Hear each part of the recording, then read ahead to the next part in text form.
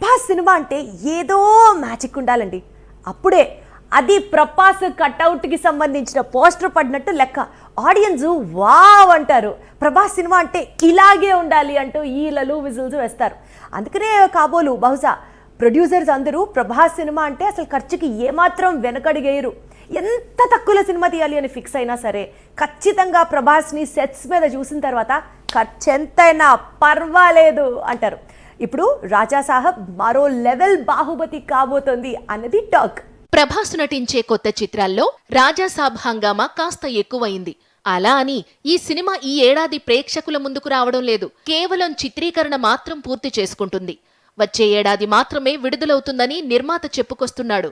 వచ్చే ఏడాది సంక్రాంతికి రాజాసాబ్ వస్తుందని చెప్పుకొచ్చినా అది కూడా megastar movie Vishwambhara post phone అయితేనే రాజాసాబ్ వస్తాడట. ఇది రాజాసాబ్ రిలీజ్ పరిస్థితి. ఇక స్టోరీ విషయానికి వస్తే ఇది హారర్ మూవీ. అయితే సినిమాను సింపుల్ గా తీయడం లేదని ఒక రేంజ్ లో ప్లాన్ చేస్తున్నామని, పైగా బాహుబలి రేంజ్ లో విఎఫ్ఎక్స్ ఉంటాయని, సినిమా విజువల్ వండర్లా ఉంటుందని నిర్మాత చెప్పుకొస్తున్నాడు. ఈ సినిమాలో మరో ప్రధాన ఆకర్షణ రెబల్ స్టార్ డాన్స్. మిర్చి తరువాత ప్రభాస్ పెద్దగా స్టెప్పులేసింది లేదు. ఆ లోటును ఈ చిత్రం తీర్చబోతోందట. తమన్ కంపోజ్ చేసిన మాస్ ట్యూన్స్ రెబల్ ఫ్యాన్స్ ను ఉర్రూతలూగించనున్నాయట.